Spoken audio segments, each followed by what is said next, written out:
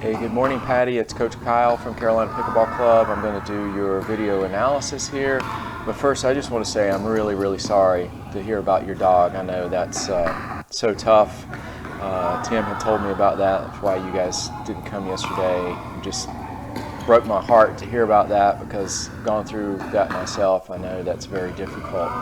So I just wanted to let you know I'm sorry about that.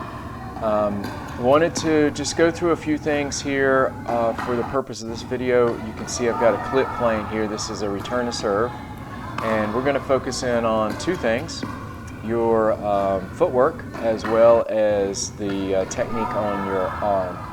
So if we take a look at this first move here, I'm going to play this through again. What we're looking for is just a good way to organize your feet. We're also going to look at the timing. So as the ball crosses the net, I want to make sure that you're getting your feet prepared and getting the paddle on the side that you're going to hit from. I think you're doing a reasonable job of this. You're getting the paddle over here to the side. It's just slightly late. We would want to start moving forward on the bounce, but you're pretty close. So if you were just to prepare just a little bit earlier, I think we would be on time. But we want to focus in on this little drop step move that you do. So the ball is kind of coming into your body. So to get your hip out of the way, what you're doing is you're moving your right hip and your right leg back behind you and taking a step back. And it's not wrong. You're getting into a neutral stance. And we do that in tennis a lot, but in pickleball there is a crossover step that we do that will allow us to get the right hip out of the way, but also carry our momentum forward, and we can get up to the non-volley line much more efficient. And I think we talked about that in one of our Rise and Grind classes. So I actually have a video clip here. I'm just going to back this up a little bit. So I did a video clip specifically for this class to show and demonstrate how this technique works. So this is where you cross over, you cross right over left, and that allows you to get your momentum going forward instead of backwards, but also get the hip out of the way. And it's important to note that your two body parts are going in opposite directions here. Your shoulders coiling backwards, your hip is coiling forwards. So sometimes that's a little bit uncoordinated for players. They need to practice kind of off court to get that motion down so they can do it on the pickleball court without thinking about it. So here's a little demo that I did.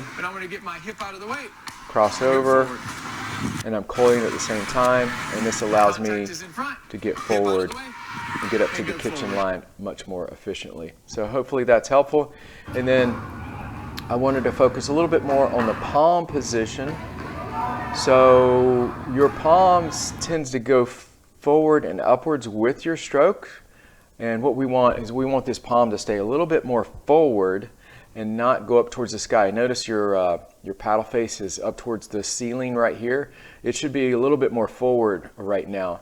So when we're going out to contact, we want to make sure that the paddle tip is below the level of the handle. You're doing a pretty good job of that, getting the paddle tip below.